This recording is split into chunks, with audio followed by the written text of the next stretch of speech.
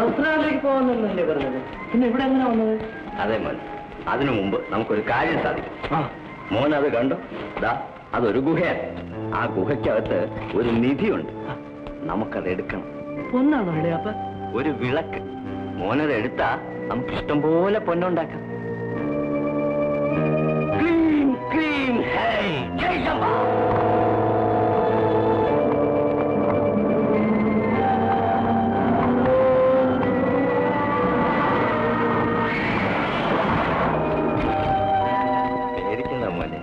മോനീ ഗുഹയ്ക്കുള്ളിലേക്ക് ഇറങ്ങി നടന്ന ഗുഹയുടെ അങ്ങേ അറ്റത്ത് ഒരു വിളക്ക് കാണും. മോനത് എടുത്തോണ്ട് വാ.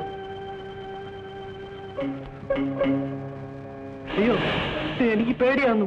ഇളയാപ്പ കൂടെ വാ. എളാപ്പയ്ക്ക് വരാൻ പാടില്ല മോനെ. മോനൊന്നുകൊണ്ടും പേടിക്കണ്ട. ഇതാ ഈ മോതിരം ഇട്ടോളൂ. ഈ മോതിരം ഇട്ടാ ഒരാപത്തും വരും.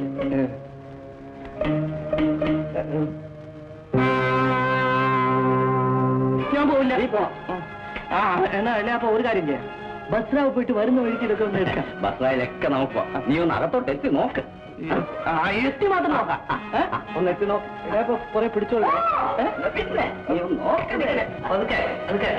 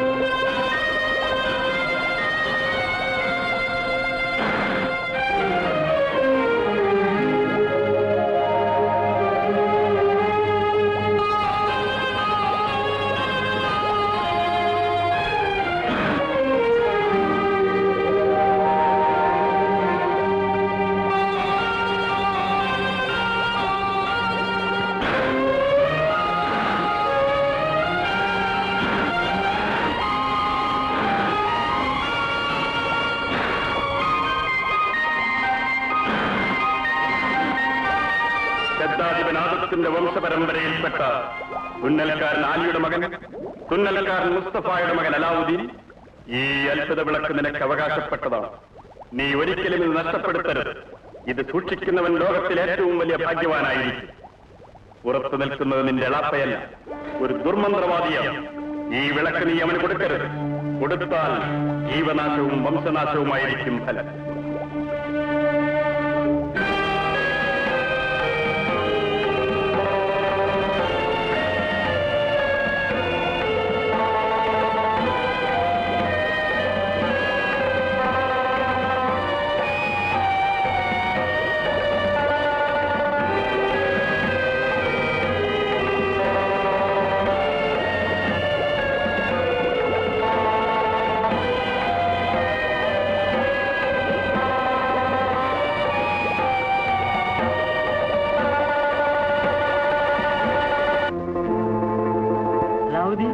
വിളക്ക് കിട്ടിയോ?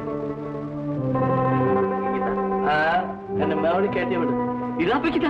ഇല്ല, ഞാൻ വിളക്ക് തരില്ല. എനിക്കറിയാം നിങ്ങൾ എന്റെ ഇളയാപ്പയല്ല, മന്ത്രവാദിയാണ്, ദുർമന്ത്രവാദി. അതാവുദ്ദീൻ, നീ ഗുഹയിൽ കിടന്ന് മരിക്കുന്നോ അതോ വിളക്ക് എനിക്ക് തരുന്നോ?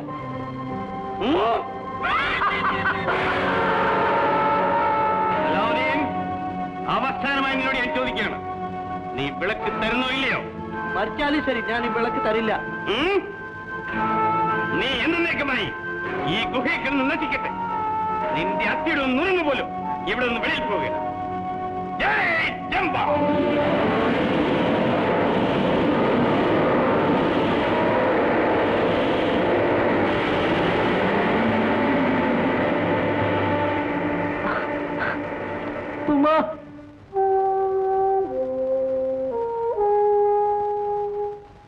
എന്താ മോളെ? ഉമ്മ തന്നയച്ചതാണ്, വീട്ടിലുണ്ടാക്കിയതാണ്. എന്റെ മോന് ഏറ്റവും ഇഷ്ടമുള്ള പലഹാരമാണ്. അവനില്ലാതെ എന്തിനാ മോളെ? ഉമ്മ കഴിച്ചോളൂ. കഴിക്കാം മോളെ. എന്റെ മോനിപ്പോ എന്ത് ചെയ്യാനാവോ?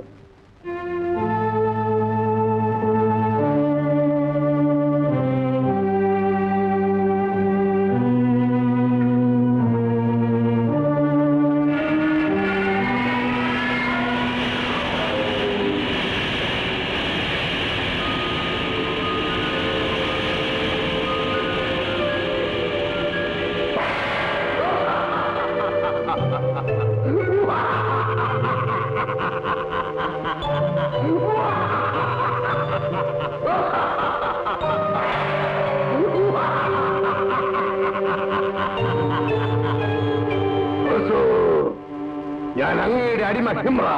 എന്റെ അടിമയാ? അതെ, ഈ മോതിരം ധരിക്കുന്നവന്റെ ആജ്ഞകൾ അനുസരിക്കുന്നവനായിരിക്കും ഞാൻ. അങ്ങക്ക് എന്തു വേണം കൽപ്പിച്ചാലും. എന്നെ എന്റെ വീട്ടിൽ കൊണ്ടുവിട്.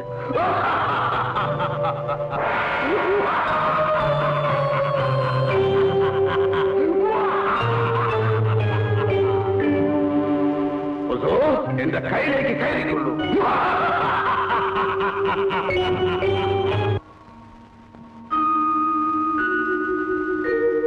ഇമ്രാത്ത്, നീ ഇപ്പോൾ പോയിക്കളൂ.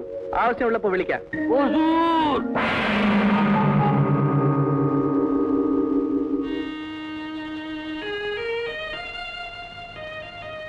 ഉമ്മ, എടാ, നീ ഇങ്ങ് തിരിച്ചു വന്നോ?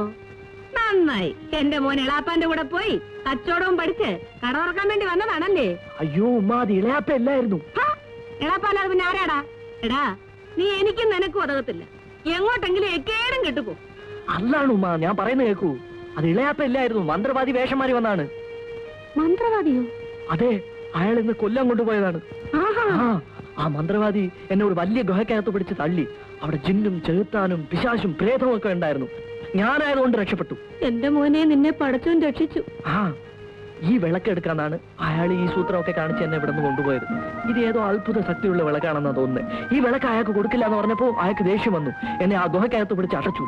പിന്നെ ഒരു ഭൂതമാണ് എന്നെ അവിടെ നിന്ന് രക്ഷപ്പെടുത്തി ഇവിടെ കൊണ്ടുവന്നാക്കിയത്. എന്റെ മോനെ, നമുക്ക് ഈ ഭൂതവും പ്രേതവും ഒന്നും വേണ്ട. മോൻ ഈ വിളക്ക് എവിടെങ്കിലും കൊണ്ടുവന്ന് കള. എന്റെ മോന് വിശക്കുന്നുണ്ടാവും. ഉമ്മ എന്തെങ്കിലും ഉണ്ടാക്കി തരട്ടെ?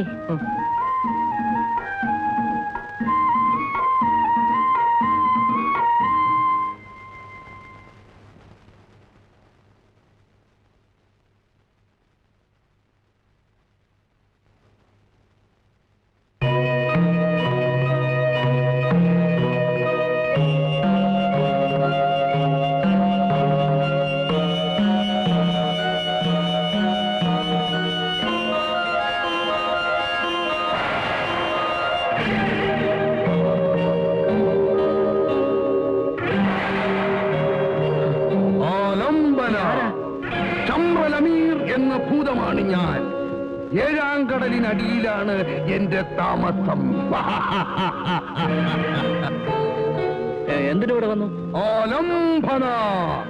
ഈ വിളക്കാരുടെ കയ്യിലാണോ അവന്റെ അടിമയാണ് ഞാൻ. എന്ത് കാര്യവും സാധിച്ചു കൊടുക്കും. ഈ മോതിരത്തിൽ ഒരു ഭൂതം ഉണ്ടല്ലോ. അവൻ ഇമ്രാത്ത്, ചെറിയ കുട്ടി. അവനെപ്പോലെ ആയിരക്കണക്കിന് ഭൂതങ്ങളുടെ രാജാവാണ് ഞാൻ.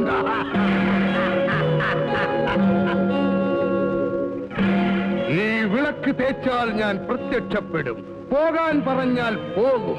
നിങ്ങളുടെ എല്ലാ ആഗ്രഹങ്ങളും ഞാൻ സാധിച്ചു തരും. എന്താണ് വേണ്ടത്? എനിക്ക് റൊട്ടിയും കോഴിയും വേണം. ഓ,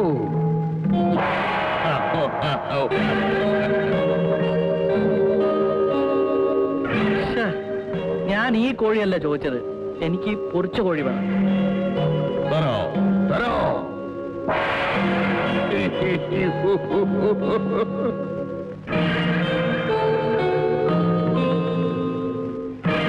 കൊള്ളാം, നന്നായിട്ട്. ഇനി അമീർ പോയിക്കോളൂ, ആവശ്യമുള്ളപ്പോ വിളിക്കാം.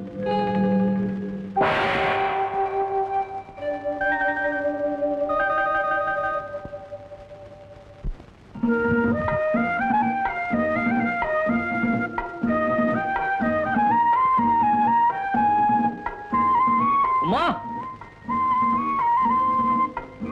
അയ്യോ, ഇതെന്താ മോനെ? ഇത് എവിടുന്ന് കിട്ടി? റൊട്ടിയും പൊരിച്ച കോഴിയുമാണ്, എന്റെ കൂട്ടുകാരൻ കൊണ്ടു തന്നു. കൂട്ടുകാരനോ? ഏത് കൂട്ടുകാരൻ? എനിക്ക് അങ്ങനെയൊക്കെ വലിയ വലിയ കൂട്ടുകാരൊക്കെ ഉണ്ട്. ഉമ്മ തിന്നോ. ഇമ്രാൻ, എന്റെ എല്ലാ ശ്രമങ്ങളും പരാജയപ്പെട്ടു.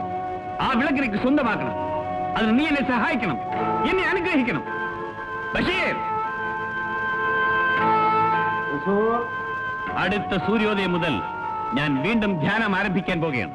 അതിനുവേണ്ടി എല്ലാ ഒരുക്കങ്ങളും നീ ഉടനെ ചെയ്യുക.